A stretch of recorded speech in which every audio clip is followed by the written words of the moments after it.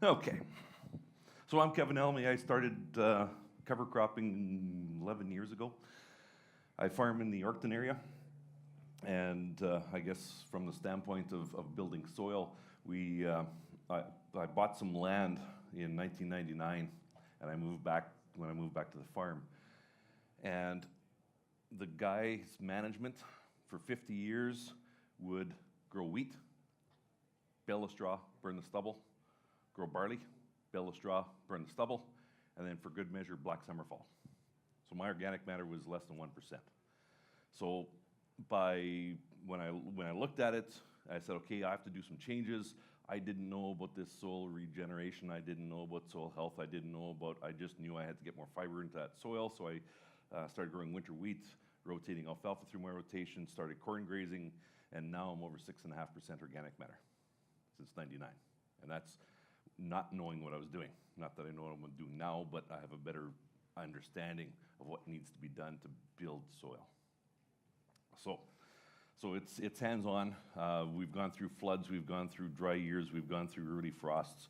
I've seen what these things can do, and the really neat thing of when you get your soil to the point where you can start calling it relatively healthy, that's when farming becomes fun. I have not bought nitrogen for 11 years now. In 2018, that would be the last year I'm going to buy phosphate and potash. I don't spray insecticides. I don't use fungicides. Life's fun. I actually spent more money on liquid humates this year than I did fertilizer. And so with 20 pounds of phosphate, we produced 65 bushels of spring triticale. Oops, decent crop. And once again, a little more tweaking, we can get more out of it. So when we start talking about soil health, and most people are somewhere between here. Some are a little more to the right, some are a little more to the left. Some of them are, they think they got, well, it's funny because when I'm talking to farmers, oh, no, I'm getting good crops, I got healthy soil. I ask, how many inputs are you putting down? Oh, we're putting 120 pounds of nitrogen and 40 pounds of P, and we're spraying fungicide twice, and that's not healthy soil. Healthy soil should be able to supply most of the nutrients by themselves. They should be able to have low levels of insects, low levels of fungicides. One of the things that when you start getting into these trials, one of the really important things, you have to document what you've done. Going from memory is great, but I've learned two important lessons in life. I can't recall the first one, but the second one is I have to start writing stuff down. Because as you start moving around and you have this a strip of this one blend you're going to try, 2 years later, all of a sudden, if it was a dry year, you didn't get much production out of that strip. 2 years later, all of a sudden, why is this strip doing better than the rest of the field? Oh, right, that's where I put the radish. That's where I put the whatever mix. Something like, once again, it may not happen overnight, but you're going to start seeing changes. So basically, when we're talking about soil health, what is it? Believe it or not, everybody's talking about it. I got a chuckle because I was on the one website and it had soil health by a certain company. And I started listening to it, and they're talking about fertilizer.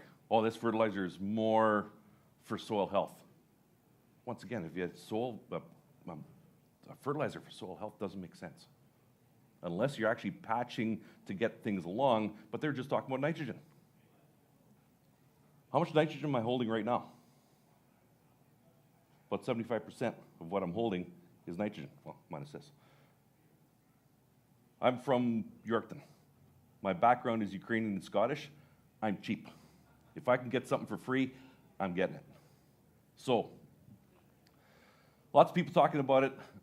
The sad part is I'll pick on another company. They were talking about on the radio, they've got this tillage tool that increases organic matter. No tillage increases organic matter, increases the incorporation of plant material, but tillage reduces organic matter. Soil health is defined as the continued capacity of soil to function as a vital living ecosystem that sustains plants, animals, and humans. It's a system. Chris Nichols doesn't like this definition, and I think FOA has expanded it to have more inputs defined into it, to have more inputs being put into it to sustain it. But basically, it's continued capacity of soil to function as a vital living ecosystem. What does that mean? That means that healthy soil responds to changing environmental conditions and continue working as a system normally. How does that happen?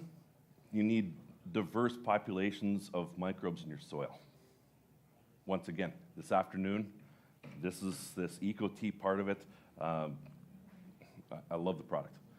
So diverse populations of organisms means that it doesn't matter if it's hot, if it's dry, if it's wet, if it's cool, if it's whatever the conditions are, some microbe is going to start to thrive.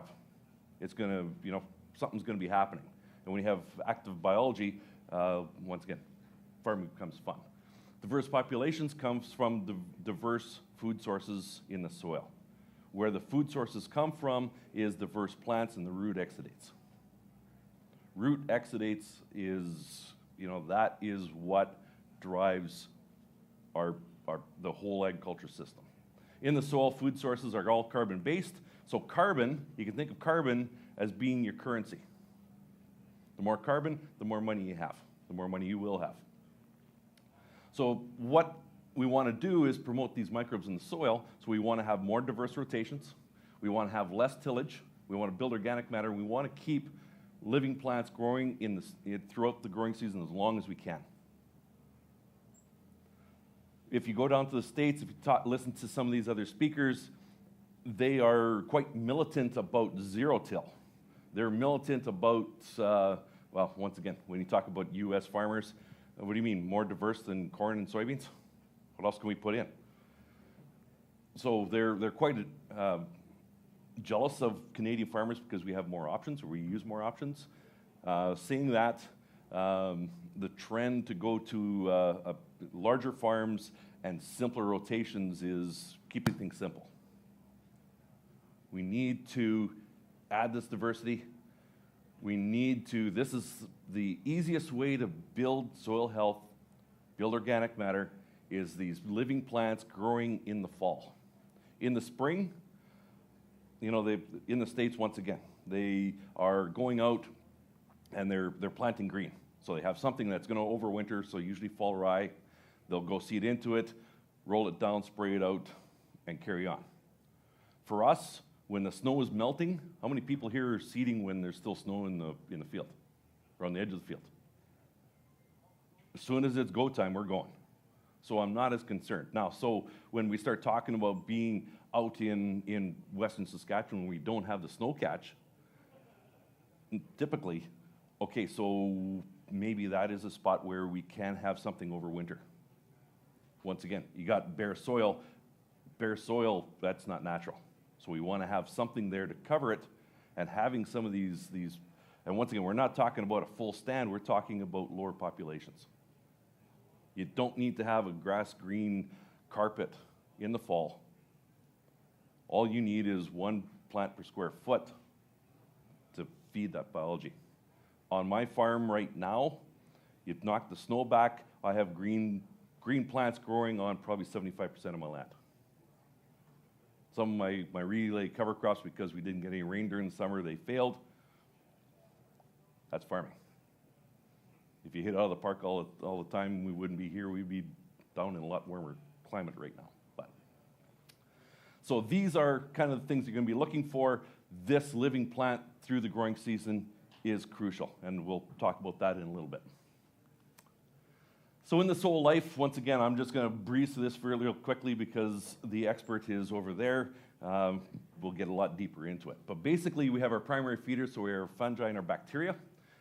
And the one thing that people don't realize, like these are really important because they break down your plant material. They cycle nutrients, all the other good stuff.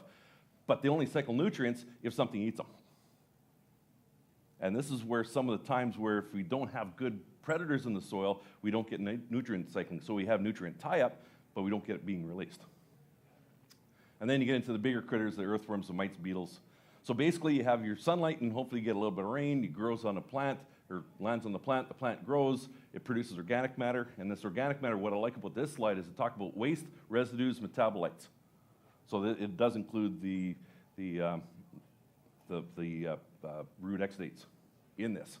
So that feeds your fungi, your bacteria, your nematodes are fed earthworms. Anybody here have earthworms in the fields? One of the key ways of checking for soil health. When I talked to Jill Clapperton when we were 5-6 years ago, I said, okay, what's the best lab to send samples away to test my soil for soil health? And she said, get a square shovel. Once again, being Ukrainian and Scottish, perfect. Don't have to spend money, I got one of them. So she said, dig down 15 centimeters. She worked in Ag Canada for 15, 16 years, so she's in metric. 15 centimeters, so 6 inches, 6 inches by 6 inches. In the spring, count your earthworms. In that 6-inch cube, you should have at least 5 earthworms. If you don't have 5, check for holes in the bottom of it. You want to see, and we'll get some pictures of that right away. So if you're 3, okay, you have some work to do. If you have none, I don't know if Dale's going to get into the anhydrous part, but that's one of the indications. So earthworms. So if you want to see it more of a graphical display, here it is. Once again, the decaying plant materials, your bacteria, your fungi, earthworms, lots of things going on. And the deeper you get into it, because we just think as soil as being dirt. And as soon as you start treating soil like dirt, that's when we get into trouble. So this is a picture from Ray Wheel's textbook. And so basically what he's looking at is, here's a soil aggregate. This is what we see when we kind of look at a piece of soil. When you really zoom in, okay, so there's a root, there's the secondary roots, then you start seeing hyphae. When you zoom into that, all of a sudden you start seeing pore spaces. Soil should be up to 50% air. We want these pore spaces. We need places to make a house for our microbes. So when we have the pore spaces, so this way we'll have water infiltration, and that's the reason why when once again, soil health, we'll go in and we will, one of the tests is soil infiltration rates. So you get a ring. Anybody do infiltration tests on their farm? No, okay. Basically, get a ring, pound in the ground, put a piece of plastic on it, add an inch of water, pull it out, time how quickly it infiltrates, put the plastic in, add another inch of water, and that second inch is the important one. And so if we can go in and have that second inch of water infiltrate quick, that's an indication that we have good pore spaces. Good pore spaces, once again, will indicate that, okay, things are happening properly. We did some plots in High Prairie, Alberta, and what their local farmer donated 10 acres of his quarter section to the research group. So we seeded, or they seeded some cover crops and some other small plots. And we said, okay, we're going to do an infiltration test. So we got into the cover crop, pounded the ring in, put an inch of water, pulled it out, put a second inch of water, pulled the plastic out, and it took 1.5 minutes for that second inch of water to go into the ground. We said, yeah, that's pretty good. Let's go over to the field and check. We went to the field, pounded the ring in, put the first inch of water, and we walked away from it because after 20 minutes, that first inch did not go into the ground. So after 40 days of having a cover crop, we have changed that soil. The farmer, don't know exactly what he did, but he probably went in with a high disturbance disc to make that nice black good seed bed. He probably went in with high rate of glyphosate. He probably used seed treatment on his wheat, maybe a fungicide. He's nuked it. Maybe using hydrous, who knows, but really interesting stuff. So we can change. If we give the soil a chance to change and work with Mother Nature, we'll actually get results fairly quickly. Once again, you need some rain. So on, inch of rain you couldn't get too much change in that season. So one of the things that I'm really excited about is in Oyen, Alberta, they have the Chinook Applied Soil Health Lab. It is a soil health lab that Dr. Jamili Zavala is running. She has two components. So this is the food web testing. So she will check for your active and total bacteria, your total and active fungi, your protozoas, your nematodes, and if you want, E. coli or something like that. So this way you get to see what is in your soil, what's active, what's happening. On the other side, she does a Cornell soil health test. So she checks for your soil aggregation stability. So if you're interested in that, I do have some forms here if you want to look at it for pricing. It's about $150 for the benchmarking test. You can really tell a lot what's happening in your soil, especially if you are on this road and looking to do improvements. Get that first test to say, okay, this is where I'm at. What I've done on my farm is I sent 4 samples away. I took 3 samples from my field. One was a cover crop underseed perennial ryegrass. One was an alfalfa field that's been in for 3 years. One was a soybean field, and the other one is my neighbor's canola field. So when I get the results back, I'm going to be talking about that. I'll be either putting on Twitter, or if you're interested, just even keep tabs with Kurt, and we can get that information out. So this is, in my mind, fairly exciting because of the fact that we'll have a Canadian testing system out there. And if you're interested in this, if you get a hold of the Chinook Applied Research and you say, hey, I'm interested in coming down and doing some hands-on, on February the 13th, they're having a meeting, a training session there where Dr. Ingham is coming in. I'm going to do a talk about using cover crops, the benefits of using cover crops, and then they're going to get into hands-on looking at soil, looking at microbes. So there's that full-day meeting, or you can give her a call, and if she's in the lab, she'll take you through and she'll show you samples and show you what bacteria look like, what fungi looks like. Big deal, right? Who cares? You're here, so you do care. So I'm used to having this for a bigger, more skeptical crowd. The big deal is when the biology is in balance, the system takes care of itself. Things work normally. Produces high-density nutrient grains. The plants have low stress, less disease, less insects. They have higher bricks. Anybody have a bricks meter? Use them? Best tool in the world, but if you don't use it, okay. No, it is really interesting because if you're out in the field, have that bricks meter, and you can go through. What a bricks meter is a little telescope that you look through and it shows you your sugar levels. So as you're going through the field, you're walking the field anyways, pull some leaves, crush them, take a look at them, and if the bricks number is good, then all of a sudden you get one sample that the bricks level is low. Take that sample, put it in a bag, send it away for a tissue test, find out what's wrong with that. Because if there's something coming, you need to know, because the plant's already telling you that, hey, something's wrong. The other really neat thing with a bricks meter is take a bricks of your weeds versus your plants.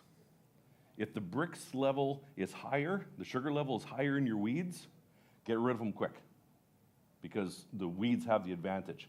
If the bricks is higher than the plant, and you just have a few weeds, don't worry about the weeds. So it tells you where the balance is, who has the advantage. So if you get into this, you start seeing some kochia bricks numbers are going to be higher than your other crop in these areas that are a little on the tough side. Why? Because they have the advantage. So they will choke your crop out. So some neat stuff. So this is not a new idea. Back in the 1900s, Sir Alfred Howard, I feel really guilty because I just started reading his stuff a couple months ago, and the stuff that he's talking about and what Nicole was talking about, he was doing in the 1900s. So he was doing mulching, he was doing all this soil health stuff. And then World War I happened. Ag fields got destroyed. They figured out how to synthesize nitrogen to make synthetic fertilizers. And there was a food shortage. So all of a sudden, all the pressure was on, this agronomy stuff and soil health, they're building soil. That's a painful process. It's a lot of work, it's management, where you just keep adding nitrogen and you get more yield. When 2,4-D was first developed, 2,4-D was developed with the intent that, okay, my field's good, but I have this little weed problem over here, so I'm gonna go spray this corner, not the whole field. So, once again, the intent versus where we are now, what changed? This is probably one of the best slides, picture slides, that describes where we want to go. Basically, building healthy soils solves everything. And so it goes through and it's going to talk about the things that I'm talking about, that Dale's going to talk about, that you are thinking about. So this is a review from Nicole. So in the soil, if we have a bacterial-based soil, we have poor water infiltration, so our soils are hydrophobic. So hydrophobic is scared of water. We have simple weeds. We have wild oats. We have cleavers. We have, easy weeds to pull out of the ground, early invasive weeds. We have potential erosion, and we have significant responses to fertilizers and fungicides. When about 8 years ago, up to 8 years ago, companies would come up to me and say, hey, got to try this jug. This jug is just dynamite. It, 15% yield increase. I put it on, I see 0. What a waste of time. I said, really? Because these other guys are seeing, 15, 20% yield increases. I said, well, nothing. Guess what? I was on my way. I was away from this. Cool. I started cutting back on fertilizers because I wasn't seeing responses. Cool. On the flip side, when you start talking about fungal soils, you have high organic matter cover, woody species, there's no disturbance, and all your cycles are stable. What does that mean? We'll get there. So in a bacterial-based soil, wild oats, cleavers, that's where brassicas want to grow. When you start increasing the amount of fungi in your soil, so now you've gone from a very bacterial-dominated soil, you start increasing your organic matter in your fungal, all of a sudden this is a sweet spot where you start growing crops. That's where all these bugs, disease, nutrition problems, they start disappearing. 1-to-1, so when you start getting over this 1-to-1, anybody here with cattle? Okay. Organic, anybody organic here? Just the one? So he's heard this before, so I'll ignore him. So when you have a pasture and productivity starts dropping, what species of plants do you start showing up? Rosebush, willows, sage, woodier species. That's an indication that now you've crossed this 1-to-1 fungal to bacteria. Now, saying that you've increased this ratio, is it 4-to-2 or is there 100-to-50? That you don't know, unless you're talking actually productivity. But that's the indication that you're going a little too fungal for agriculture. Then when you get into a true fungal system, then you start seeing trees starting showing up. So this is basically, here's your rocks, here's your grasses and weeds. And the key word in this slide is this, grasses and weeds. When we get into mixed herbaceous plants, they're not talking weeds. They're talking about mixed herbaceous plants. Then you start getting in the shrubs. Now we're into that 1.2 to 1.5-to-1 fungal to bacterial. Then you start getting, sound familiar? So if you have a pasture, then all of a sudden, or someone has some land, they're not doing anything with it, like say it floods, or whatever, all of a sudden it goes from weeds to grasses to shrubs to trees. Oh, okay, now we have to bust it up because we want to farm it again. So It's natural. So when we are, I keep grabbing drinks so I don't lose my voice today. So before the Europeans came out and settled West Canada, what was here? Grass, bison, deer, and the bison would go through, the antelope would go through, they'd come back. So, mob grazing. Okay, cool.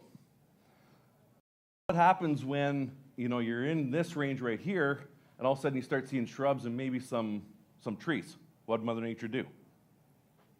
Lightning storm. Fire. Boom. So then that pushes it back into here somewhere. And once again, the Indians, in order to hunt bison, what would they do? They would burn a patch of grass, so in the spring it would green up faster. Bison would come in and they would hunt them. What happened? They went from here back to here, they got the productivity back. So they had enough bacteria, they had enough fungi, the system was working. When the settlers came, we started building roads, that was fire breaks. So then we started seeing more and more trees. So this is the roadmap that we're on, whether we like it or not. So when you go up to the Precambrian shield where you're dealing with rock, that's 100% bacterial. As you start producing soil, you get more and more fungi. When you do a soil test, where are your nitrate numbers? Are we talking low, medium, high? If we're dealing with high nitrates, that's one of the indications that you have a lack of fungi, lack of diversity in your soils. So that what you'll have at this point 1, you'll have your weeds, Johnson grass, high nitrates, lack of oxygen. So then you get your thistles, you get your weeds. And those weeds are telling you something. One of the good books, if you're interested, pass this around, Weeds and Why They Grow. Wonderful book, gives you a really good indication of how to manage these weeds, what these weeds are telling you. So that if you have thistles, for instance, that means you have anaerobic conditions in your root. So one of the really easy ways to get rid of thistles is throw an annual deep-rooted species down like radish. That opens the soil, it takes nutrients away from the thistle. When that radish dies, they now have a macropore that's going to pump oxygen into the soil and will get rid of the thistle. And if you don't believe me, there's a lad over there that has experience. It works. If you have foxtail barley, anybody foxtail barley? Or am I the only one? Oh, okay, 2 of us, okay. So yeah, a bit of a problem. When you have foxtail barley, you're dealing with low calcium, high sodium, high nitrate. Fairly bacterial soils. So what you do, once again, you want to bring calcium up, and that's where these tuber crops shine. You tie up nutrient, or the nitrate, which the brassicas, your broadleaf, that's what they do.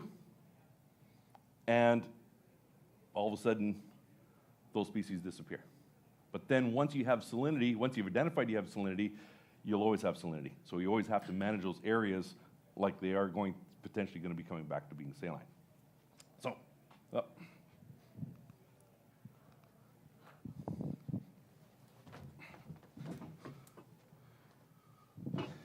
once again, coming from York, I'm talking with my hands, and they asked if I wanted to use the handheld microphone. I'd end up hanging myself. So when we start talking about getting into this point 3, if you seed down grasses, your brome is established fairly quickly, right? Your alfalfa's established quick too. But if you're going to grow western wheatgrass, northern wheatgrass, switchgrass, bluegrass, any of the native species, if you're growing Sicer milk vetch, anybody grow Sicer milk vetch?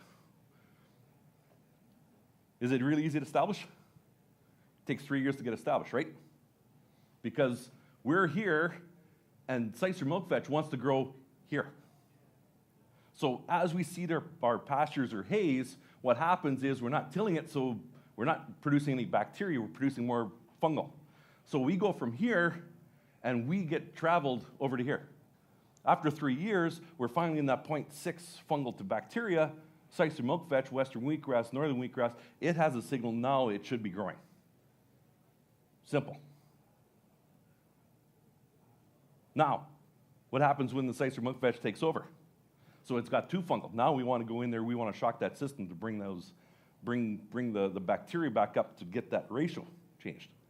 Every time we do something to the soil, whether it's plants, whether it's adding fertilizer, working it, we are moving back and forth on this.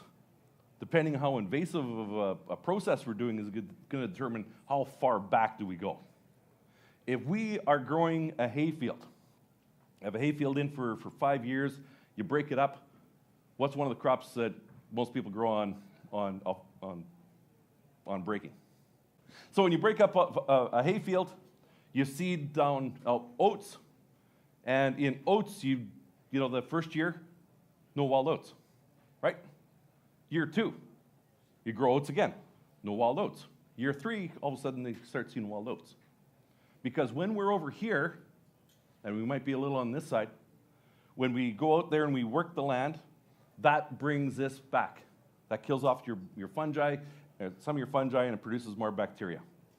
When you fertilize it, you bring it back a little more. When you spray it, you bring it back a little more. So, you know, after year 1, you're about here. Next year, you work it again, you spray it, you fertilize it.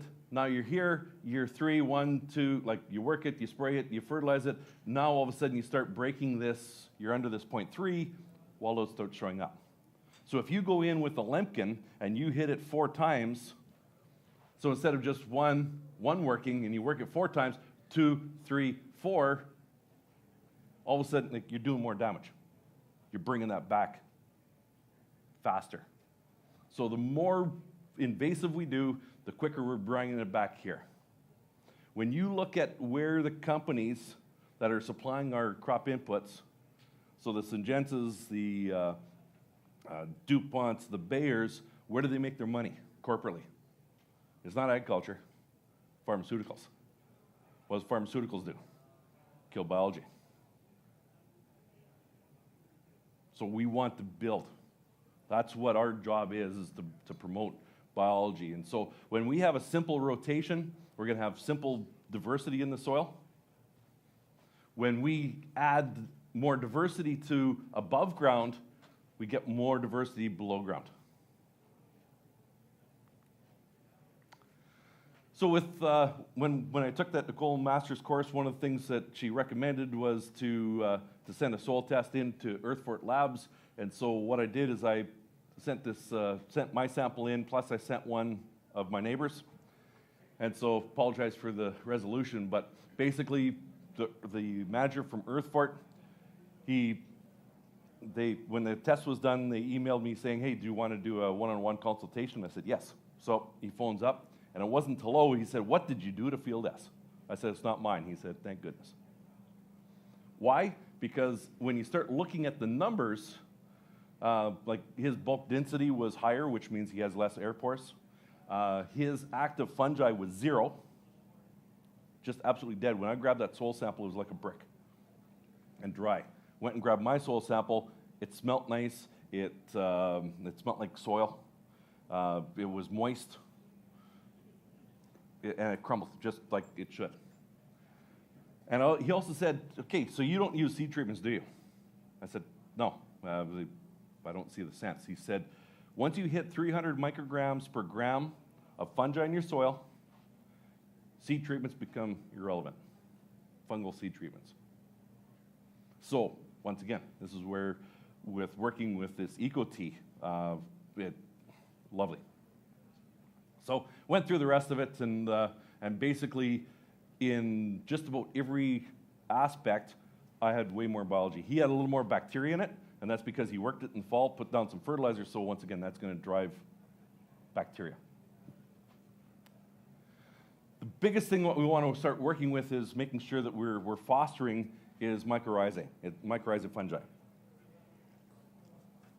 Once again, the expert's going to go over this afternoon, but basically what this mycorrhizae legumes have evolved a strong affiliation with mycorrhizae.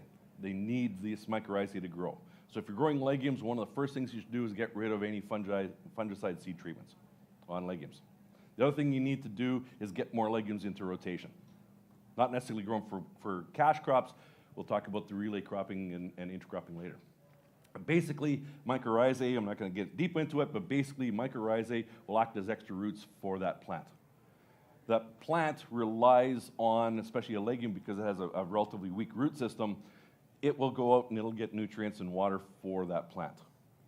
The other thing that you'll find is with mycorrhizae, if you grow a hay crop, what's going to grow better? An alfalfa field, a brome field, or a mix? Mix. Why? Mycorrhizae. Mycorrhizae will link that legume plant to the grass plant. The grass plant accumulates phosphate. The legume, in order to fix nitrogen, needs lots of phosphate. On the flip side, in return, that alfalfa fixes nitrogen. The grass plant needs nitrogen, so it shuttles nutrients back and forth. So it's a really neat way of looking at it. So if you're looking at, anybody here intercropping right now, growing? Yeah? The key to it is having that grass and legume. That is the key to intercropping. Your brassica is going to be your scavenger, and we'll get deeper into it later. So when you're talking about crop dependencies on mycorrhizal colonization, non-host, canola, lupins, mustard, radish, sugar beet, and turnip. So basically your brassicas. Lupin was the one that kind of disappointed me. But intermediate, so the least of the intermediates are rye, triticale, and wheat. So if you're going to grow canola wheat oscillation, I didn't say rotation, an oscillation, you're dealing with the least mycorrhizae plants. Fall rye, another one. Mycorrhizal, doesn't need very much. On the flip side, oats, and that's where on our farm, my grandfather started growing seed oats in 1939 and has, growing them up till the early 2000s. Inadvertently, we've been building our soil with mycorrhizae, even though we weren't growing legumes, because oats they rely on some mycorrhizae. So the ones that are dependent on that you want to be making sure you're including in your blends or rotation is alfalfa, clovers, vetches, chickpeas, corn, cotton, not that it's relevant, cowpeas, peas, flax, lentils, millets, onion, potato, clovers, sorghum, soybean, sunflower, sweet clover, white clover. So the more of those you put into rotation, the better. Being a seed grower, when I first started doing these blends, when I saw it hurt. It hurt because I'm used to monocultures, I'm used to uniformity. I'm like, when I'm out roguing, if something is more than half a head high, I'm pulling it out to make sure that we have uniform. Now I look at that and I say, boy, that's beautiful. That's replicating what nature has been doing. So one of the things that we did as a really neat demonstration, or what Cody Straza did down at Wood Mountain during his plot tour, he had a barrel, filled it full of soil, and then he seeded a cover crop on top of that barrel. And of course they were dry, so he was dribbling water on it to make sure that things grew. During his crop tour, he got a grinder, he cut the side of the barrel out, got a garden hose and started washing the soil away. And so this is the root fibers. It's amazing how intertwined they are. The really neat thing is when you go in, you see this next crop, that next crop is going to follow exactly where those old roots went. So the more roots that you have in the soil, the easier that next crop is going to grow, the more volume of that soil it's going to accumulate nutrients from. Anybody here have roots that go down and then go straight sideways? Yeah, some fields, some spots, that's a problem. And that's not going to be your highest yielding parts of the field either. So when we start talking about ecology, ideally this is what we want to do, is we want to start growing a crop. So you're going to grow a hay field or pasture. Let's go pasture field. So you're going to seed it. So the first year, you're going to get some decent growth out of it. Then all of a sudden, after about year 3, you get maximum production, and we want to try and keep it up in this 100% of, or close to it, being a productive field. In reality, what happens is we grow it. After year 3, it peaks on its tonnage, and then it starts crashing. Why? Because we're not shocking the system enough. This is the whole thing, that we need to shock it, but we have to calculate the shock and what kind of damage it's going to do. This is an example of mob grazing. So you're going to be getting production, you're going to mob graze, you're going to hit it really hard, and then you're going to let it rest. You're going to let it rest, and then boom, your production goes up, you go and hit it again, knocks your production down, maybe you overgraze a little bit, or you have a drier year, but you allow it to rest, boom, you get back in being productive again. This is a taking.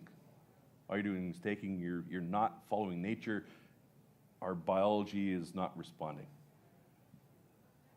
Is that about right?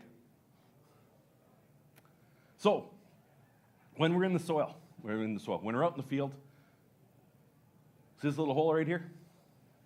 Anybody know what that is? Don't say a gopher. It's smaller than that. That's an earthworm hole. And you see this leaf? That is something that earthworms come out at night, grab it, and pull it back into the burrow to eat.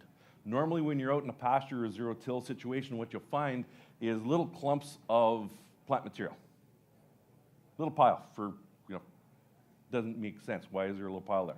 If you pick it up and look, there'll be a hole underneath it. Because what an earthworm will do is it'll come up, grab material, and bring it back. So every time it's on the surface, there's a good chance that something's going to eat it. So that if they, like in a pasture situation, they'll bring all this plant material and make a bit of a food storage for themselves. So they'll just come up instead of being on the surface and eat and then go back down.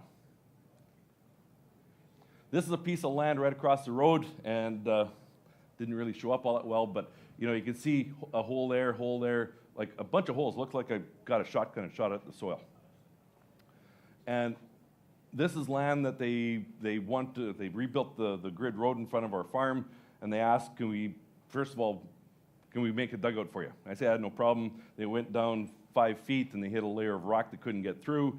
So they said, okay, well, can't do that, so we're going to take the topsoil, we're going to scrape it off, we're going to take the clay out from underneath, and we'll put the topsoil back. So I thought, okay, it's only 10 acres, not the end of the world, but, I can work on it. This is after 6 years. I started seeing earthworms come back into my field. And that is soil that they scraped out, they put in a pile, they took the clay, so I'm missing about this much clay, they put the topsoil back, and the earthworms came back. So once again, given a chance, they'll survive. And so when Jill was talking about, if you don't see those earthworms in that 6-inch cube, flip that soil around and start looking for holes. If you have these holes, that means they're not in that 6-inch, they're gone deeper. And they're just hibernating. Things aren't right. It's too dry, it's too wet, it's too cold, too hot. But that is symptoms of there are earthworms there. And those macropores, when it rains, guess what? Soaks up that water. So when they're in their resting spores or hibernation state, what they'll do is they'll curl up in a ball. And if they're curling up in a ball, what they'll end up doing is they'll puke on themselves, mucus. So they have this mucus plug. So when I asked Jill, I said, okay, what are the enemies of earthworms? What are the things that slow down earthworm production? She said, recreational tillage, high rates of phosphate, and fungicides.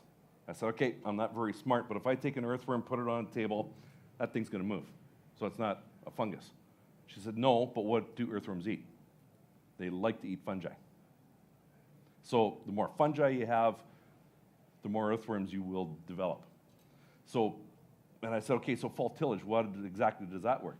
So if this little guy is trying to overwinter, and you go in and you do tillage, whether it's compaction or you actually come in with an opener and you crack that thing's going to desiccate and it's going to die. This is a field down in the southwest corner of Manitoba. This guy, Brooks White, was Manitoba's outstanding young farmer. And when you look at Pearson, Manitoba, and you see what his neighbor's crop look like, and you see what this soil looks like, that's the reason why he's an outstanding young farmer. He's got some incredible soils. Look at that soil aggregation. Look at the roots. It's and this is on some, what would call it, great land. Neighbors don't have great land. He does.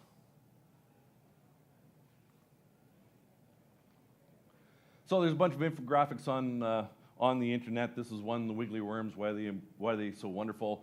Expert engineers, they're cold-blooded, so they wiggle in your hand. That's not what makes them great, but healthy soils have lots of worms. Worm casts provide food for plants. Dale, is that right? That they provide food for plants? I wouldn't have believed that. And they create structure in the soil. Donuts. With one of the things that Dr. Chris Nichols talks about, and if you do a Google search on it, she asks the question, is your soil on a donut diet? So if we go out and grab a donut and eat it, what happens? Blood sugar spikes. Need a coffee because you might go to sleep on me. That's just because I'm boring. But nothing really happens. What happens if you ate donuts 4 times a day for 30 days? You wouldn't feel very good, would you? You're not healthy. She's asking, what are we doing to our soil? If we're doing the wheat canola oscillation, that's what we're doing to it. We're making our soil sick because we don't have the diversity. We're not giving it a healthy diet. So then all of a sudden we start losing our diversity in the soil, and then we have a little thing called clubroot. Someone has an opinion about that, but once again, whether you get into it later or not, that's your decision. So my analogy is if you have a full buffet and you have this little thing called fusarium, we have enough diversity in our soil, microbial, that we can suppress that fusarium. The guys in Alberta always laugh at them 10 years ago because they said, oh, we're fusarium free. I said, no, you're not fusarium free. You have it, but you don't have the conditions, the pressure for it to express itself. Guess what? Now they have fusarium. Where'd it come from? It's always there. There's some really other nasty stuff in the soil, but as long as we have diversity, we're going to be okay. So that when we go, so we have this full buffet. We have good rotation, healthy soils, fusarium's here, we got natural suppression. When we get into a crop oscillation, when we get into using lempkins 3 times a year, when we're using fungicides, when we're not managing with nature, we lose the diversity, so now our microbial population's only here, fusarium's here. Now, instead of just being that bit of annoyance over, it might express itself, when we don't have the diversity in the soil, all of a sudden now this is 10% of the microbial population, now we got a problem. And that goes with clubroot, it goes with all these other diseases that we're having is because we're abusing rotation. So organic matter, if the carbon is the currency of the soil, organic matter is the bank account. That's where we store it. 1% increase of organic matter will give 1% or 1 inch of stored rain in the soil. The number is 27,000 gallons, but I don't know what 27,000 gallons look like. An inch of water, that I can understand. So, that increased organic matter increases infiltration, increases nutrient holding capacity, it gives the microbes more food, more places to live. So when you're building organic matter, carbon sequestering is, the other phrase that you could be using. Done through plant photosynthesis. In that photosynthesis, the plants leak the sugar out to the rhizosphere, feed the biology, away you go. So at the university, I've been doing talks with them. I was there yesterday talking to the advanced agronomy class. And so I usually ask, okay, who's heard of carbon sequestering? And everybody puts their hands up. And I say, what is it? And someone that isn't shy said, that's when when the plant grabs carbon from the air and puts it into the soil. I said, how do they do that? I guess the plant grows, and then it dies, and it goes back to the soil. I said, out of 10 marks, I'd give you 4 out of 10. Up to 60% of the sugar, or the organic matter growth that we're seeing comes from microbes.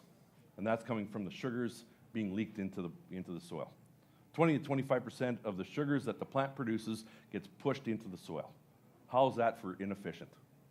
If you're growing a barley crop and you left 20 to 25% out in the field, how long do you stay in business? Well, guess what?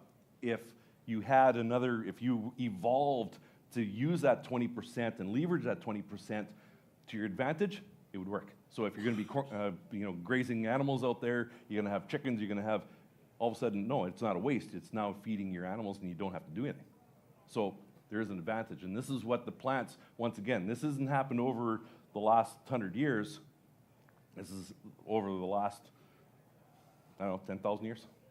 So the system's kind of evolved to working as long as we don't screw it up. And that's one of the things that like David Montgomery said was, it took our soils tens of thousands of years to produce and get to this stage, and the last 100 years we've screwed it up. Some reports are saying that we've lost half the carbon out of our soil. Jay Fuhr tells a story of one of his people that he knows. He said, yep, Grandpa, great farmer. He could throw any seed at the soil and get a bumper crop. The dad was pretty good. Not as good as Grandpa, but pretty good. The son is struggling. And he said, answer, high carbon, medium carbon, low carbon. They've lost carbon out of the soil, they're losing productivity, they're losing their resource. So, building organic matter, carbon sequestering, getting that reducing tillage. So if you're going in with a plow and plowing, and you're plowing down this far, reducing tillage, that means you're only plowing 6 inches. I'll take that as a win.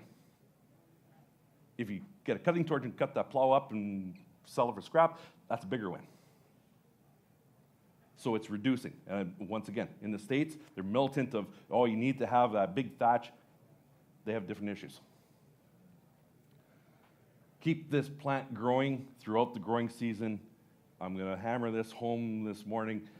You need to keep these plants. As an agronomist, I was told as soon as the crop is done, spray it and get rid of all those weeds because it's bad. That's the worst thing we could do. We want to have these green plants in the fall, and so having livestock, guess what? You're already partially doing that. We just need to do more of it. This is, if you follow Cotswold Seeds out of England, they have some pretty good stuff, and so I love this infographic. So that number one, we're showing diversity of plants, diversity of roots, and the inclusion of livestock, plus the green plants. This is one of the ways, if you want to put something in your mind, print it out, put it on the fridge, so you see it every day of what your goals are. This is one of the things to be looking at. Once again, as a straight grain guy, you're going to say, I don't want these stupid cows on my land. I don't own cows. I don't want to own cows. I don't know how to raise cows. I'm an agronomist. I know how to grow stuff, but I want cows on my land. I can make more money right now grazing, custom grazing, than I can grain farming. Not only in 1 year, so even if the cattle prices are soft, and instead of getting $1.25 a cow a day, I'm only getting 50 cents a cow a day, so I'm breaking even on that residue grazing. Or in the 5-year rotation, I'm making money. Because all this nice brown stuff and that nice yellow stuff comes out, that is gold. Absolute gold. So, destruction. How's that being dramatic? So when we're doing tillage, it's an analogy of a twister going through a trailer park in Alabama. If you are going in with light harrows and just doing some light harrowing, or you have a light cultivator and only doing shallow, that's like a twister going on the outskirts of the trailer park. There's going to be some damage. There's going to be stuff that isn't built very well, so it's going to be destroyed. If you have a speed disc, a Lemkin, and you're going over 2-3 times to make that nice black level seed bed, this is what the first pass of Lemkin is going to do. Never mind the second and third. So that trailer park is going to get hit by that same tornado. It's just going to keep circling around that tornado, destroying it. So we need to reduce tillage. Once again, every little reduction, that's a win. But reducing. This is an organic farm, and when we talk about soil health, I don't discriminate between organic and conventional farming practices. Each one of them has destructive properties or practices. In the conventional side, it's the abuse of sides, biocides. In organic, it tends to be overtilling. So went to an organic field day, and this is his field. He was growing a cover crop to show how to get rid of thistles. His radishes were growing this high, and they, I would say, in full flower, but there was one flower on it. No growth. Thistles were sick. So I walked from here to the wall away, went to the fence row, dug up a shovel full of soil and brought it out. You look at this, and it looks like black cottage cheese. It smelled nice. It was moist. That was about 4 years ago in the Regina area. They were really dry. So this had no structure, no moisture. It didn't smell like soil. This had this much grass growing on it. There had trees around it. It was moist. How's that for a bit of a paradigm? How can it be moist because there's stuff growing on it? Because it had biology. It had biology, the system was working. This is the thing that really makes me sad. This is a picture when I was in southern Manitoba. There's an irrigation pivot on top, so you can see that that land is probably worth more than $400 an acre, maybe $8,000 an acre.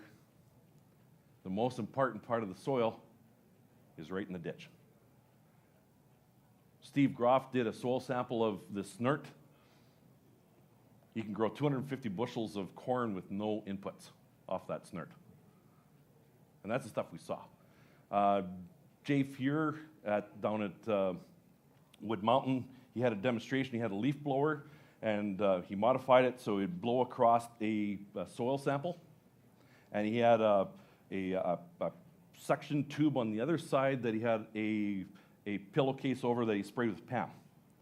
At 6 miles an hour, you could see on the pillowcase that the erosion already started happening. 6 miles an hour. Sometimes it gets above that here.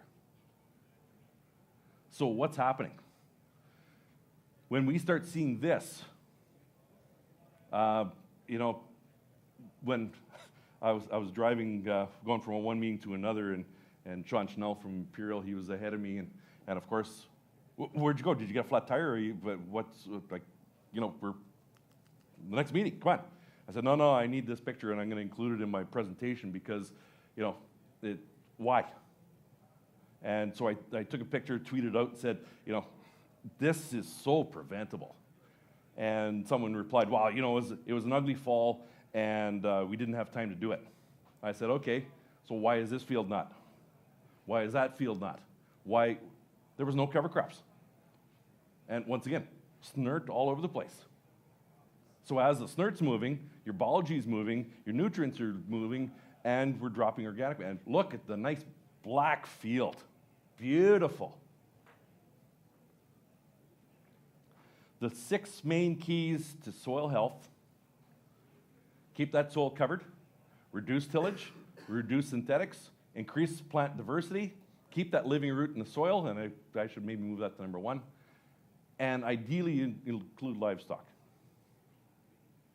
This is a systems approach. So you're going to say, well, no, there's no one in the area with livestock. Okay, that'll work.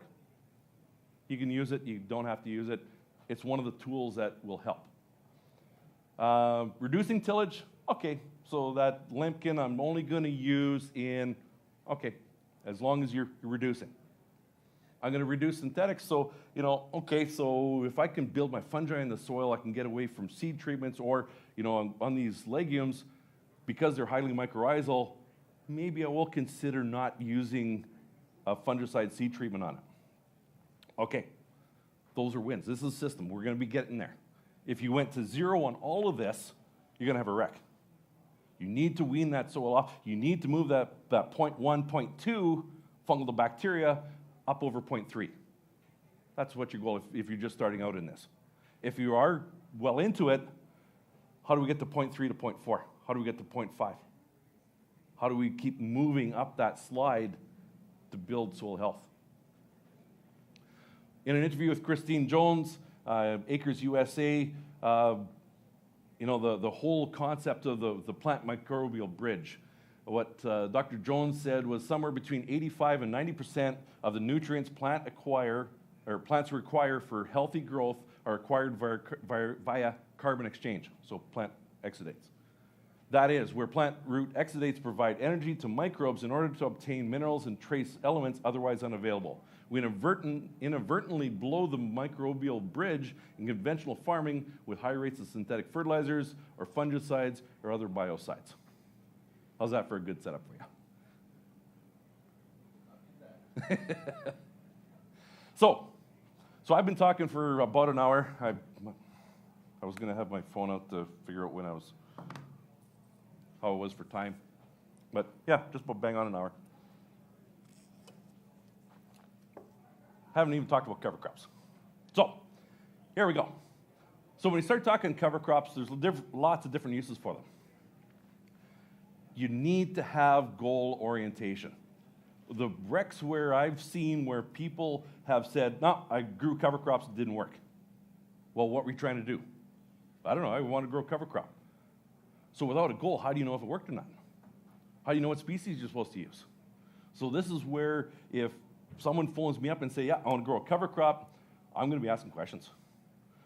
And we'll go through some of those questions later, but this goal-oriented is key. So, one of the things that you want to do is add diversity to your rotation. You want to keep that plant growing throughout the growing season, and you want to be fixing a problem.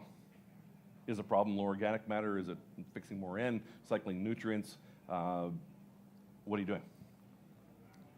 So this is a drone map that they flew over our farm in July. It'd be better if I had one more click so you could see what the different areas are.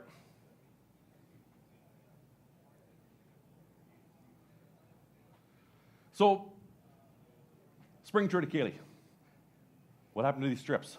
Well, that's what happens when a manifold plugs and you don't have something seeded in 6 feet of the field. And we didn't catch it until about right there.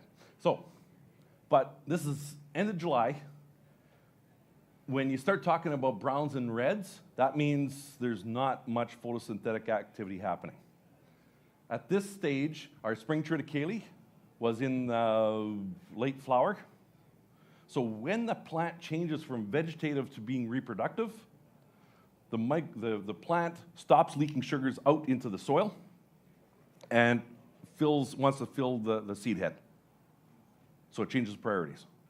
So it's not looking for growth anymore, it's looking for yield. So the only parts that are green are the sloughs, the soybeans, and the alfalfa. And once again, it's in strips because we cut it for hay and I think we just baled it. So when we look at this, the only places in the field that are being fed, that we're feeding biology, are the sloughs, which doesn't pay very well, the alfalfa, so a perennial, and the soybeans, because they're later maturing. So that when we're looking at what we're trying to do, management-wise, this was working good until I started playing with it. So what we want to do is have something green, vegetative growing in that field. So what I did in here is I seeded some subterranean clover, which is a low-growing clover, to grow underneath the canopy, and with no rain, guess what? It didn't work. Didn't work well. So when we're talking cover crops, what we want is a nurse crop. So most people say, yeah, I grow a cover crop when I'm growing my pasture or hay. Guess what? That in reality is probably more of a nurse crop. You can do your plow down cover crops. You can intercrop, relay crop, smother crops. So this way you have weeds. You want to get rid of weeds like foxtail barley. We can do smother crops. Nitrogen fixing, scavenging, or hay or grazing. So the scavenging is number one if you're going to be doing a plow down. So you have all those nutrients sitting there. You want to have that scavenging crop to grab those nutrients. If you're spreading manure, once again, have something growing in there so something's going to use that manure so it doesn't get away on you. So goals, what are you trying to accomplish? Can be more than one thing. Are you breaking up hard pan, increasing infiltration, producing animal feed, fixing nitrogen, cycle nutrients, smother weeds? What are you doing? This is my sexy high-tech zero-till drill. Green seeding into triticale. You don't need to have really fancy things. When you're doing this, you need to know your limitations. So if I would have sprayed this, killed off the winter triticale, and then tried seeding into it, it wouldn't have a live root to be anchored, and that would wrap around every shank, and I would still be there unplugging it. Because it's live, I'm seeding shallow, and I'm using a relatively narrow opener, so in this case, 1 3/4 inch hole opener. I didn't plug once, didn't leave a pile. So knowing your limitations. Blends, when you're dealing with blends, look familiar? That's the cycle blend, cycled corn blend. So the ultimate goal is to add diversity to the rotation. So basically you're looking at a grass, a legume, and a broadleaf. And within that broadleaf, the groups there is a brassica, non-brassica, and forb. So your grasses and your legumes, they're fairly straightforward. The broadleaf group, by definition, if it's not a legume, not a grass, then it's a broadleaf. So lots of different diversity and options out there. This blend here, when Avery, that was one of the first blends he did. So he did. We talked and we developed blends, 2 different blends. And he said, okay, I got 6 acres, go nuts. And I said, what do you mean go nuts? He said, show me what this stuff can do. But be under $75 an acre. So it was 58, something like that. This picture was taken the end of July, and you couldn't walk in it. And what did I do? I had a grass, so warm season grasses. I think there's 2 or 3 different grasses. I had some vetch. I had some other legumes in there. I had broadleaf. I had the system working. So, but the question is, what do you want? I want tons. Okay, you want tons? Here we go. So your grasses, lots of tons, large fibrous root system, good mycorrhizal support. Your legumes, moderate tons, it's quality, relatively weak root system, very dependent on mycorrhizae, and if properly inoculated and nodulated up, you'll fix nitrogen. Your broadleaf, very diverse group. Your brassicas, your non-brassicas tend to be scavengers. No mycorrhizae association with your brassicas, but you do get the bonus of having some free vitamin E. Non-brassicas, a lot of them, 85% of the plants that are growing in the world are mycorrhizae dependent, whether it's endo or ecto. So you can have mycorrhizae in there. Now your forbs, when you start talking about, they're tougher to get into a grain situation, but for livestock, having these forbs in these blends, they do some beautiful things. If anybody's had lamb from Canada, it can be hit and miss. If you get lamb from New Zealand, as long as they're not high brassica feed-based, they use a lot of chicory and plantain. That changes the fatty acids in that meat, and if you have a chicory plantain fed lamb, you'll fall in love with sheep or mutton. Whereas if it's brassica, it's ugly. So it changes the way the animal processes the food. Very specialized plants adds quite a bit of diversity. This is Phacelia, and I think you kind of like it. I think I kind of like it. I went from half a pound of Phacelia in my blends to 2 pounds. This is crack cocaine for bees. If you're a beekeeper, you know a beekeeper, and you're putting that in, get hives out there quick. Then plus what it does to the soil, it's a very high producer of glomalin in the soil, which is soil aggregation. So it gives soil structure real quick. So, carbon-nitrogen ratio. This is something that we're managing right now in a lot of cases with tillage. So we have this big straw mat that we grew this 75 bushel wheat crop. What do you do with it? There's too much straw. Have to get rid of it. So what do? You till, right? You want to bury it. Get rid of it. Rot it. If you remember about 20 slides ago, there was a picture of a plane. Why did I have a plane talking about farming? Was I spraying? I was actually seeding radishes into my standing triticale. So this is one of the ways to keep that living root in your system, is finding different ways, different species of seeding to get plants to continue grow. So in this case, we had a crop tour.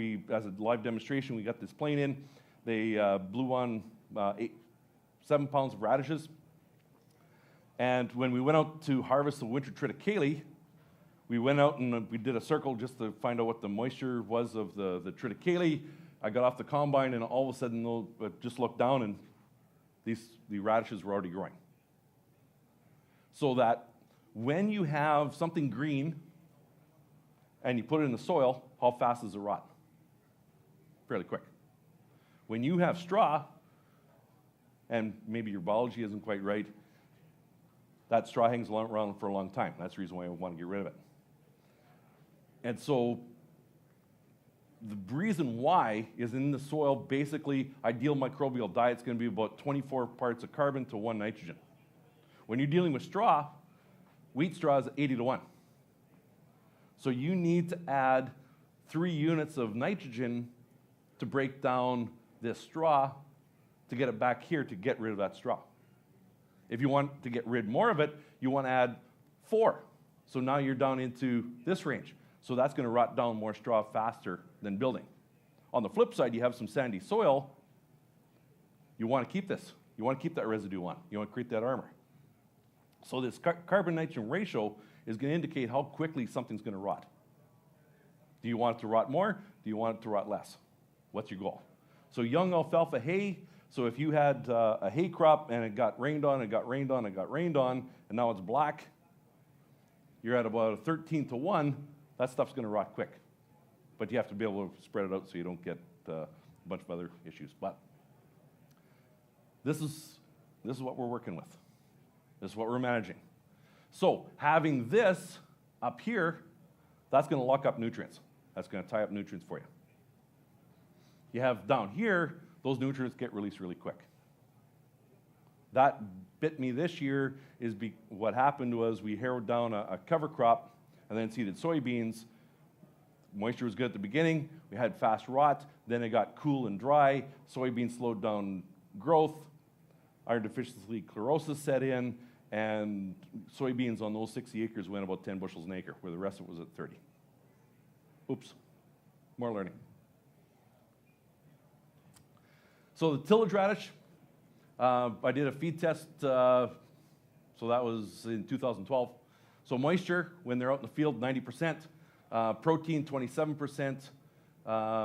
There's the rest of the feed test there. Your TDN is at 70. Dietary energy, digestible energy is 3.11. Relative feed value of 279. There's no animal out there that needs that much. Not even dairy. So if you are going to be grazing and you're going to say, oh yeah, I'm going to use these high brassica blends, you need to use, I'd like using between 5, maybe 10% of these brassicas.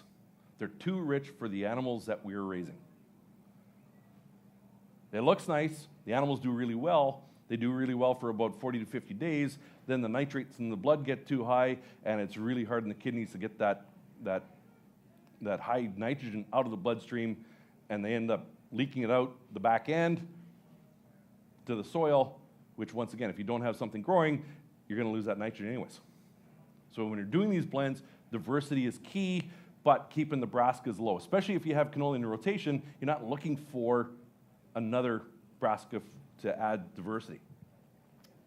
So when you're doing blends, diversity, grass, legume, broadleaf, ideal forage or forb, you have to match the species to goals. So I spend a lot of time going through with people, telling you what these different species do in blends. Matching species to goals. One of the things that you always have to remember, do not allow pest bridges.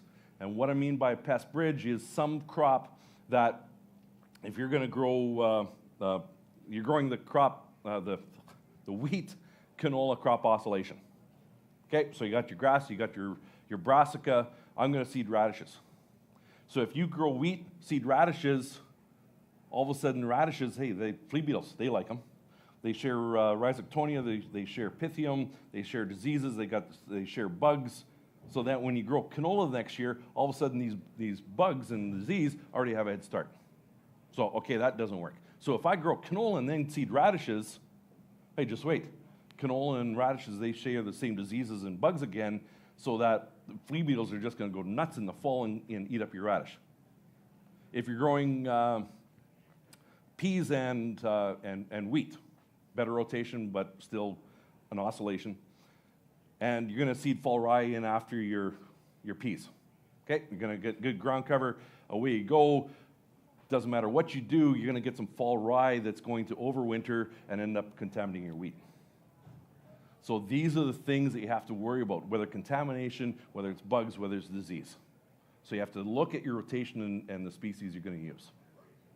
So one of the things that I've put together to help people visualize what their goals are and what they want to do is this nice little triangle. So your grasses, your legumes, and your broadleaf. So you're growing canola and you're growing wheat. What are you missing? Missing a legume. So you want to get a legume in between these two to grow with one of those crops. So if it's canola, put in some subterranean clover, maybe some Persian clover, and then next year you can grow wheat. Same thing going from wheat to canola or flax. Get some subterranean clover. Subterranean clover grows about this high. So it will not interfere with harvest. It's the other thing that we want.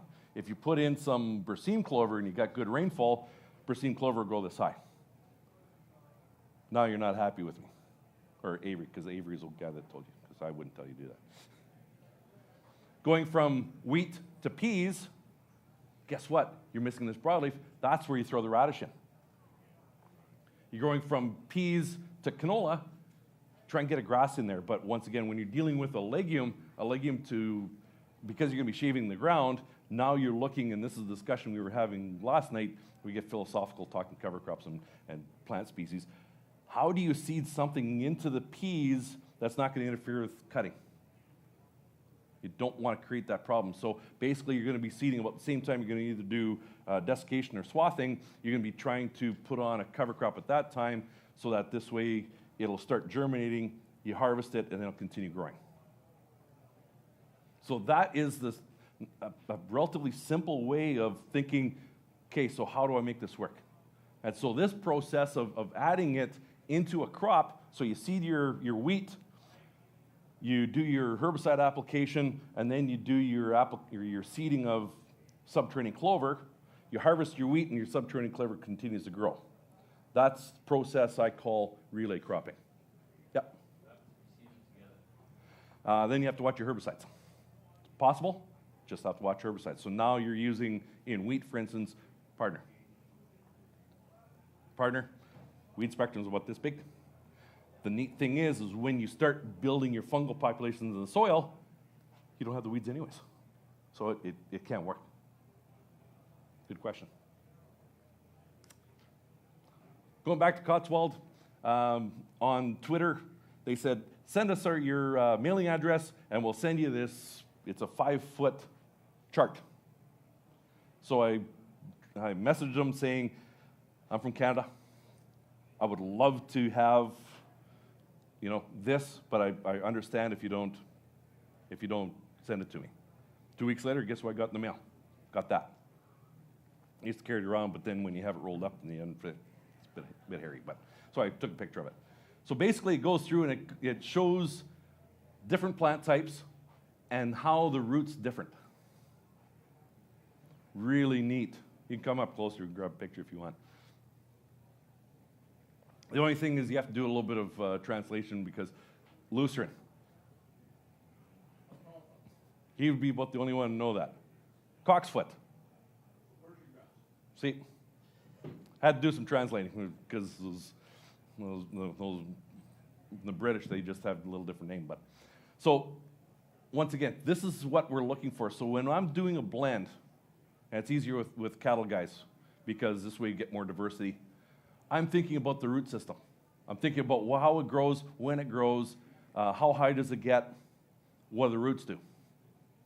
I want diversity.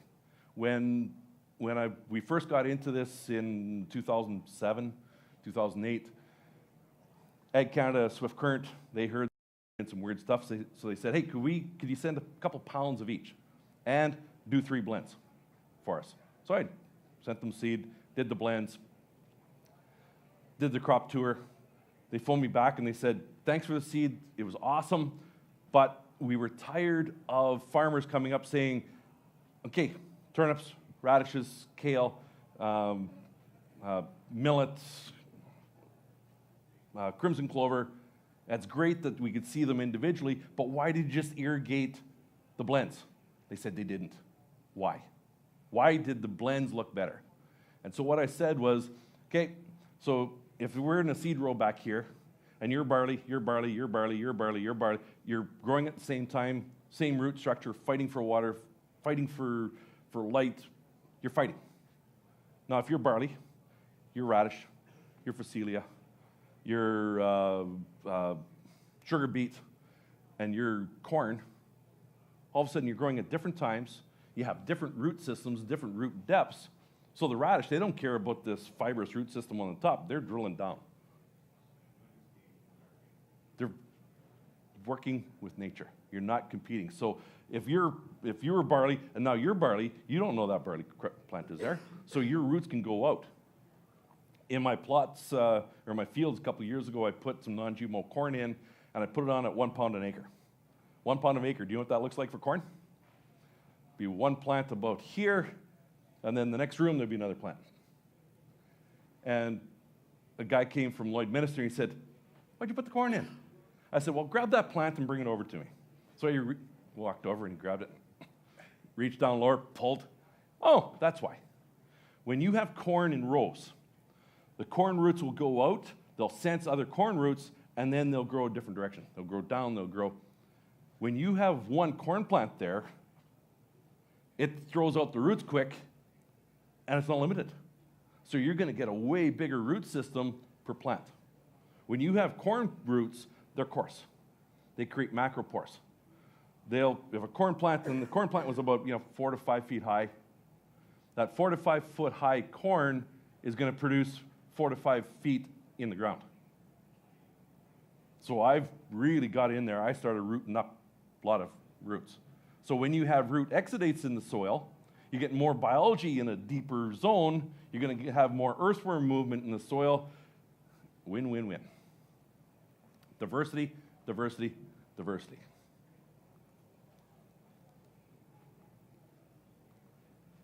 So rotation. Proper rotation drives healthy plants. Balances your plant nutrients, creates a high Brix number, so sugar, more crop diversity, more microbe diversity. Intercropping and relay cropping, kind of talked on the relay cropping, but basically growing 2 crops together is intercropping, both cash crops, so peas and flax. My grandfather was a member of the Saskatchewan Field Husbandry Association. It disappeared in the 1940s because everybody went to crop science, soil science, and everything got over-specialized. But one of the tests that they were doing was what was the proper rate of oats and flax mixed together in the 1930s. Lana Shaw, what is she doing now? She's researching what's the proper rates to be seeding some of these crops together. So it had a bit of a lag. Thank goodness Lana's on board doing all the work for us. So by the way, it was 2 bushels of flax and 10 pounds or 2 bushels of oats and 10 pounds of flax was the ideal rate that they found. So peas and mustard, barley and peas, like there's so many different ways. And once again, look at the triangle and try and get 2 or 3 of those plant groups in there. Looking at relay cropping, that subterranean clover works really well. You can throw sweet clover in. If you're doing green feed, guess what? The window's open that much more. So cover crops, it's a tool. It allows you to meet some goals that you're trying to match. My headphone's falling off. You're going to be cycling nutrients. You're going to control pests, but it's only the one tool to build soil.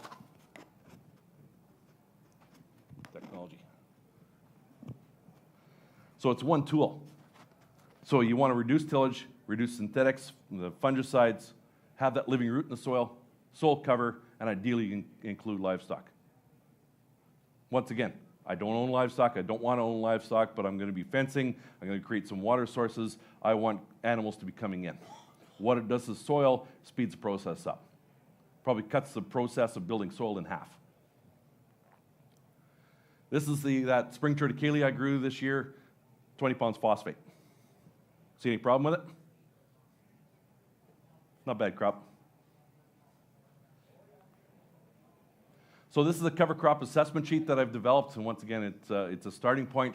So are you conventional, are you organic, are you grain, mixed farm, livestock? What's your soil moisture like? What kind of texture do you have? Where's your soil fertility level? What's your end use? Are you haying, green manuring, ground cover, relay cropping, intercropping? What's your issues? Do you have hard pan, poor aggregation, slow infiltration, weeds, low N, hay, silage, grazing, low fertility, low organic matter, erosion? Guess what? They're all related. That means you have low carbon. What's your seeding date? When are you seeding it? How are you seeding it? And how are you going to terminate it? Those are the questions that you need to answer, because if you are going to grow chicory, chicory has a great taproot. It's not going to interfere with harvest.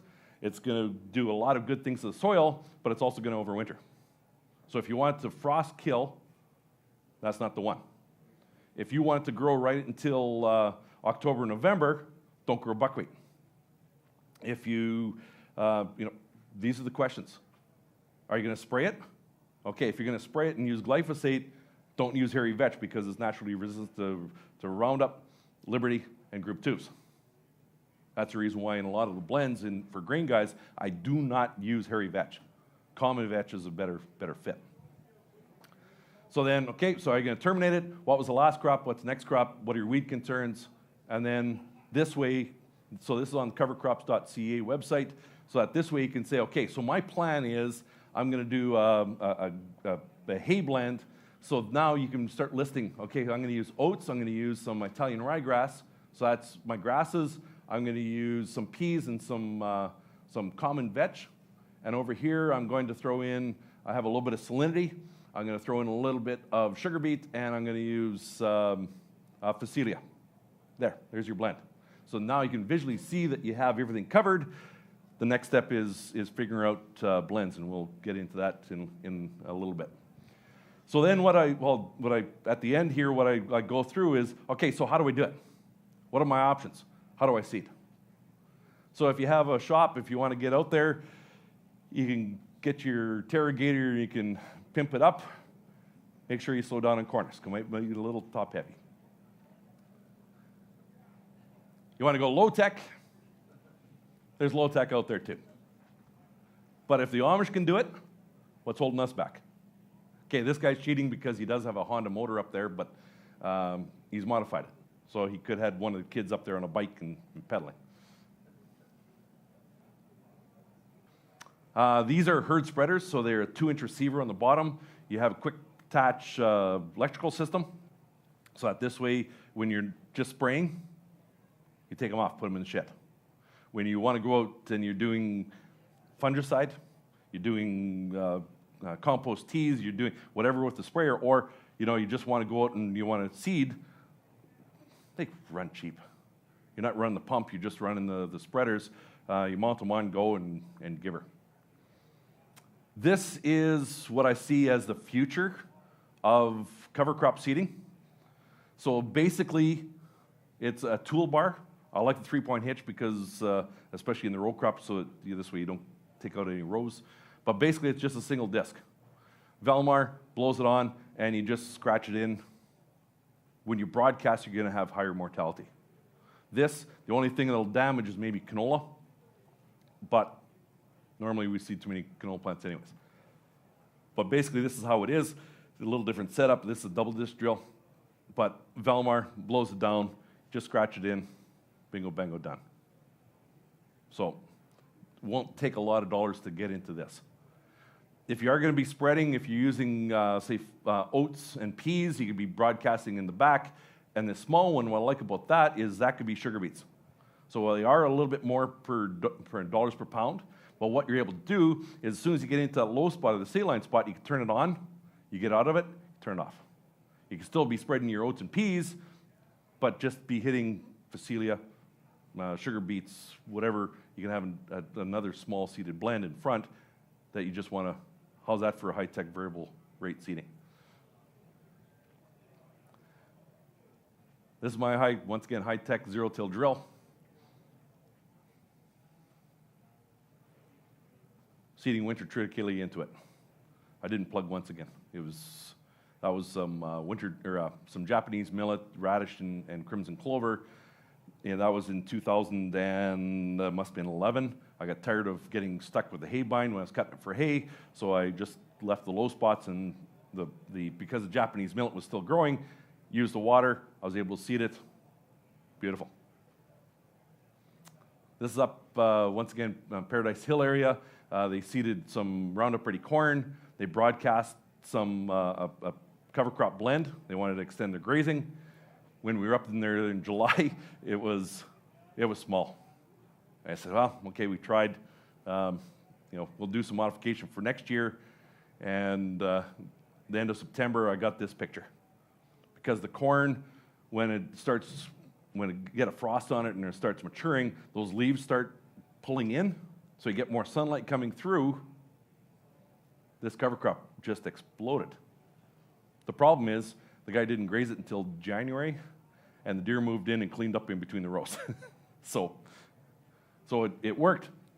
And once again, the next step that they're doing in the States is now they're going to 60-inch corn rows, so maybe 2 30s and then a gap of 60, seeding these cover crops, so they're going to get more success using the cover crops, but still get the benefit of the corn. So that's going to be one thing that you were talking about trying, and I was going to, but middle of June didn't help me. This is the cover crop that I have. I asked Kurt, I said, anybody try growing perennial ryegrass for seed production without buying N? He said, you're nuts. I said, thank you. So it was soybeans. This year it was a full season cover crop of 4 different clovers, some lupin, some pearl millet, and some Phacelia. So have that. Perennial ryegrass is underneath the canopy. By doing my math, I should have about 150 pounds of N fixed for this perennial ryegrass. So in this canopy, you can see a little bit of grass. That's that perennial ryegrass. Number one expense is nitrogen. So if I get rid of that nitrogen, that means when you're making gross dollars and your expenses, you drop your expenses, you get more net. So this is what it looked like right before that snow hit. So thick, the weeds were under control. There was a little bit of volunteer canola that was coming through, but all I did is I just went out with a swather and just clipped the canola off, so delay the maturity so that when frost hit it, killed it. This is after that first snow in the end of September. So once again, caught all the snow, the ground was warm, it absorbed it all. That, it's adding moisture to that perennial ryegrass crop to get well established so that in the spring it should just explode. And so once again, I kick the snow back and you can see that ryegrass is under there and it's quite happy. So when I went out this spring spreading that subterranean clover into the spring triticale this fall, it didn't germinate during the summer, it waited till September to germinate. So when you see this, you think, big deal. So on our infrared drone, this didn't show up. Is it going to fix any N? No. But it's going to keep my mycorrhizae happy. To me, building mycorrhizae, that's a win. So having this, I would have liked to see double that density, triple that density, but that's still a win. So when we are looking at doing this change, and when I gave that talk to the University of Saskatchewan, a young lady came up to me and said, you know what, I've heard about it. I went to my supervisor and said, what about intercropping and cover crops? The guy at the line company said, don't worry about it because it's not going to last. It's just a fad. So that's that candle right there. And this is the cover crops that they're going to go execute because we've got candles. Candles are safe, they're efficient, they're easy, right? Electricity, just a fad, it's not going to last. Where are we? If you're interested in this, covercropinnovators.com. Are you on with Steve? No? Steve Groff started this Cover Crops Innovators. It's a cover crop group. It's a weekly webinar that he puts on. It's about $400 a year, but you learn. Steve is the guy that started all of these guys on cover crops. He's the guy that developed tillage radish. He got Gabe Brown started. He got, all these other guys started. Super guy. Soil health is a lifelong endeavor, not an overnight fix. Right now, what am I learning? I'm learning lots. What I knew when I started, I didn't know much then. I know less now because I know more. It's really, really interesting. One of the things when you start talking about it, when you start getting into this, chances of success. So at 0%, I won't, pain is temporary, quitting lasts forever. 10%, I can't. Do one thing every day that scares you. At 20%, I don't know how. Imagination is more important than knowledge. 30%, I wish I could. Be the change you wish to see in the world. At 40%, I want to. We are what we pretend to be. I think I might. Risk must be taken because the greatest hazard to life is to do nothing, or to take nothing. I might. Stay hungry, stay foolish. Steve Jobs. The other one I like about Steve Jobs is he said when he hires someone, he likes hiring smart people, but he likes hiring lazy people. Lazy people are going to find the easiest way to make things work. I think I can. It's hard to beat a person that never gives up. I can.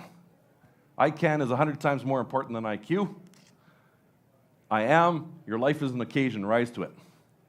And I did. Genius is 1% inspiration and 99% perspiration. So it's not simple, but we can get it done. So if you're coming here looking for simple answers, don't got any. You're looking for the right answer, it's complex. And the only thing in here is there shouldn't just be one path, because every one of you are going to have a little different path. Because, okay, I have livestock, I don't have livestock.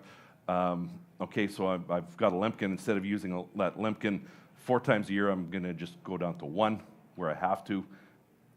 Little different path. It doesn't matter how many mistakes you make or how slow you progress, you're still way ahead of anybody that isn't trying. So doing something is the first step. Same old thinking, same old results. I may not be that good looking or athletic or funny or talented or smart. I forgot where I was going with this, but I really love bacon.